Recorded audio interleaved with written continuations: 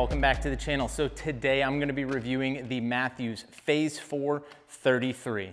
This is the Mathews Phase 4 33-inch axle to axle, and they also offer this in a 29-inch axle to axle. So nothing's changed from 2022's bows into this year, the V3X to the Phase 4. Pretty much the specs are the same. It comes in at a 33-inch axle to axle with a 6.5-inch brace height. It comes in draw lengths from 27 to 31.5 inches.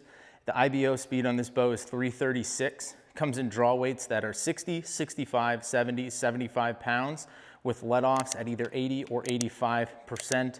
The MSRP on this bow is $1,399. So the price has gone up a little bit from Mathews bows. Last year, it's gone up about $100 from the V3X 33.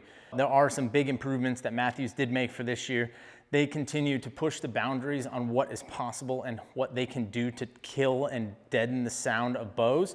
And this year is to no exception. They have introduced this resistant phase dampening, which they are calling the RPD system, for their limbs. What they have done is they have actually split these limbs in half. So there's 4 limbs on the top and 4 on the bottom, and they have injected or inserted a rubber dampening piece in between the limbs. When you shoot your bow and you have this thing back at full draw, as soon as you release that arrow and the cams start to rotate, the limbs flex back out. That's where all of that vibration and oscillation is coming from. The quicker that you can dampen that down before it comes down the bow into the riser and into the hand, the less vibration you're gonna have to dampen further down the line.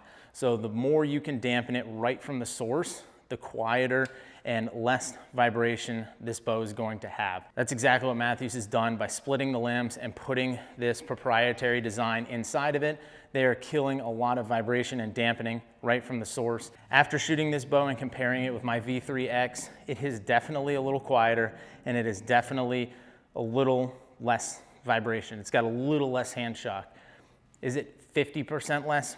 Probably not. So what also Mathews has done this year is last year they introduced the bridge lock technology for the sights, and they have since moved that technology down to their stabilizers. So now their stabilizers, they have their own bridge lock line of stabilizers, and they are calling this a better connection point than just screwing your typical stabilizer into the front. I've never really particularly had a problem with that. So there are some cool things you can do with the stabilizers. Instead of buying fixed weight bars like a 10-inch bar or a 6-inch bar, you can buy one of their bars and really adjust it and really find a way to tune that bow for you, whether it is your front bar or your back bar. The weight system on the stabilizer is also pretty cool. It's something that I don't know if any company has ever done before, but it's a locking weight system. Instead of having screw-in weights that go on the end, you loosen your set screw on the bottom here. Essentially loosens this plunger where all these weights come out, and they actually interconnect like suitcases almost, and then you would screw them back together and it pushes the plungers all the way through and locks all of them in together. Mathews is saying you can probably go infinite on this, but realistically, I think what I heard was like 14 weights on the end of this, which is 14 ounces out in front of your bar on top of the cap. So that's probably more than you're going to need, but you have that option to go longer if you want. I think that's a pretty cool design. Is it something that I'm gonna put on my bow or I'm gonna get with this bow? That's kind of yet to be determined because the price tag on these is pretty steep. So when it comes to the grip, Mathews still has the Engage grip. Nothing has changed here. And for their rest, they still have their Mathews line of integrate rests. They're still using the top hat system to shim the cams. I personally kind of like that system. I use it for myself when I go with my initial setup, but the cams themselves have not changed. It's the same cross-centric cam they've used for the last few years, which still has the switch weight mods on it. So let's shoot a few arrows out of this bow and I'll give you guys my honest feel and opinion on it, and then we can go from there if I can find my release. So the draw cycle is gonna feel the same as a 33, and I did like that, so I'm gonna like this.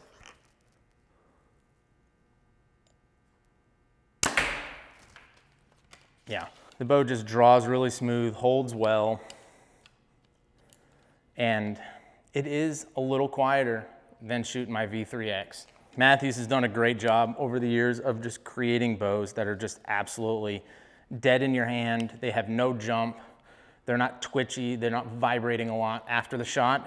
And this bow, like I said, this is probably the quietest and least vibrating bow they've had. All right, guys, so if you're someone who's in the market for a longer axle-to-axle bow, this is gonna be the bow that I would recommend that I buy for myself. I would encourage you to go to your local Mathews dealer and shoot one and see if you like it. If you guys are in the market for one of these, head down to Barefoot Archery, come see Jesse and the guys. They got them on the shelf right now. Come shoot one of these Phase 4s in the 33 or the 29, and they got a bunch of other bows. Try it out, see what you like, see what works for you, but this thing's an awesome bow. Till next time, guys, I'm Jeff Cordero.